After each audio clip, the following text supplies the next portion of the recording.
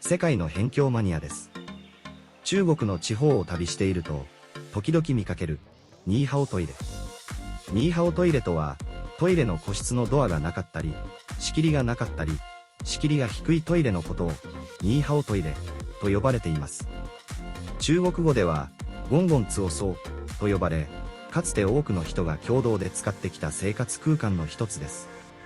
今回の映像は、その文化的背景と、中国の農村から都市の外れまで、実際に残る、ニーハオトイレを、8カ所、高画質、4K 映像で記録した、現地のドキュメンタリーです。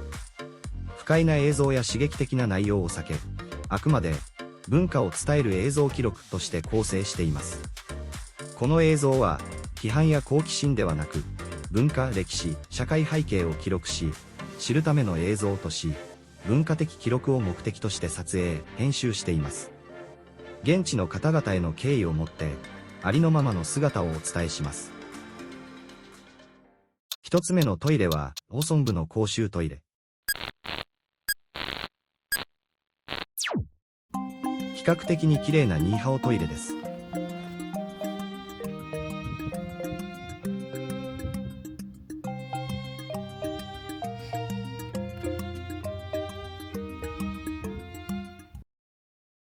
二つ目のトイレは、山間部の公衆トイレ。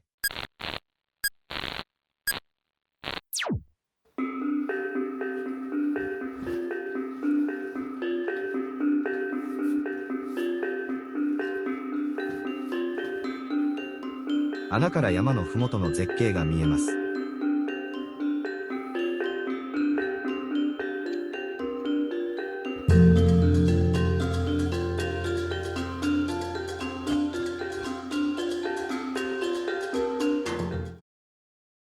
三つ目のトイレは、道路脇の公衆トイレ。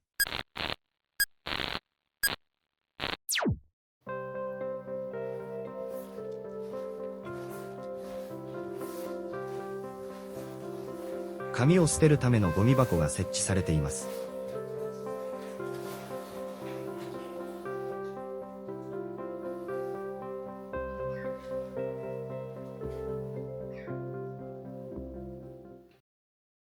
四つ目のトイレも道路脇の公衆トイレ。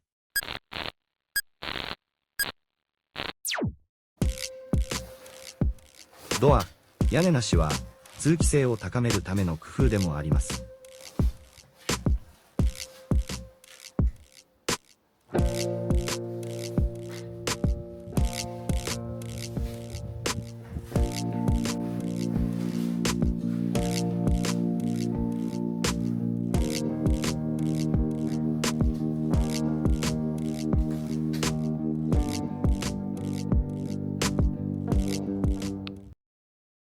五つ目のトイレは公園の公衆トイレ。入り口のドア、屋根なしは通気性を高めるための工夫でもあります。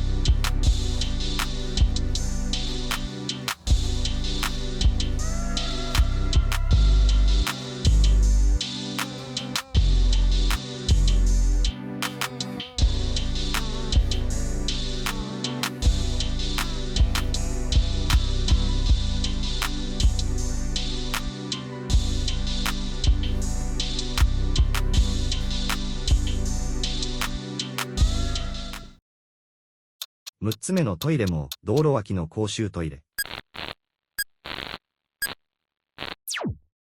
日本人から見れば驚きの光景ですが、ここではそれが当たり前の風景。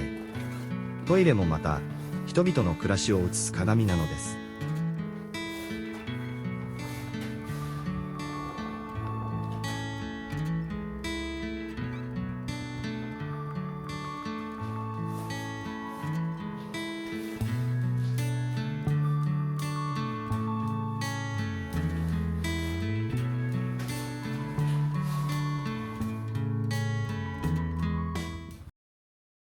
7つ目のトイレは中のレストランのトイレ。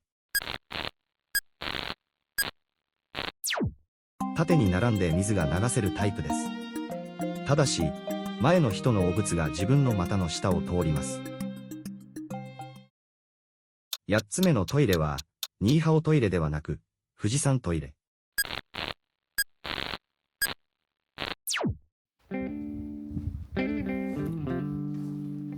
ドアがあるような、ないような。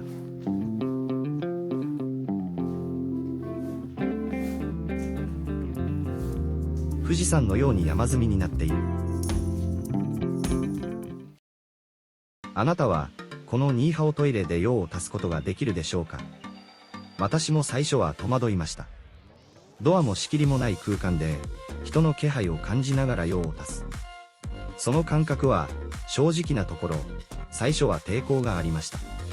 けれども、旅を続けるうちに、慣れというものが怖いほどに働きます。1週間も経つと、次第にそれが当たり前の光景になっていくのです。驚いたのは、清潔感のある若い女性たちも、ごく普通にこのトイレを利用しているということ。それは、生活の一部であり、特別視されるものではないのです。長距離バスでの移動中、途中の休憩所にあるトイレ、ちょうど便意を催すこともあります。そして、そこにあるのはニーハオトイレだけ。そんな時は、もう選択の余地はありません。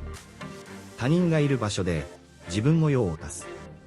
踏ん張る表情を見られることもあれば、逆に他人の姿が目に入ることもある。それでも、日が経つにつれ、次第にそれを、文化の一部、として受け入れていく自分がいました。清潔で快適なトイレが当然と思っていた価値観が、この経験を通して、少しずつ揺らいでいきます。旅先で出会うのは、美しい景色だけではありません。不便さや戸惑いもまた、文化を知る入り口なのだと感じました。中国の人々にとってトイレは生活の一部であり、共同の空間。私たちがそれを理解しようとすることこそが異文化と向き合う第一歩なのかもしれません。もちろん、できることなら綺麗なトイレを選びたい。それでも、そこにその国の日常があるのなら、私はこれからもありのままを見つめていきたいと思います。今回紹介したニーハオトイレは、日本や欧米の基準で見れば、原始的に感じるかもしれません。しかし、そこには、効率、共同、自然との調和、といった独自の生活哲学が息づいています。トイレは、その国の文化を最も正直に映す場所です。便利さを追い求める現代において、こうした空間は、ある意味で人間らしい暮らしを思い出させてくれます。今後、こうしたトイレは姿を消していくでしょう。しかし、この映像が、かつて存在した、人と人とが声を掛け合う空間を、記録として残す一助になれば幸いです。世界の辺境マニアです。このチャンネルでは、日本人がほとんど行かない、辺境や秘境ばかり行っています。旅して回った国は、70カ国以上。有名観光地には興味がなく、日本人がほとんど行かない辺境の地で少数民族の生活と触れ合うのが好きです。1年間の3分の2は旅をしていますので、これからもどんどん辺境の動画を投稿していきます。興味のある方は最新辺境情報を見逃さないように、ぜひチャンネル登録よろしくお願いいたします。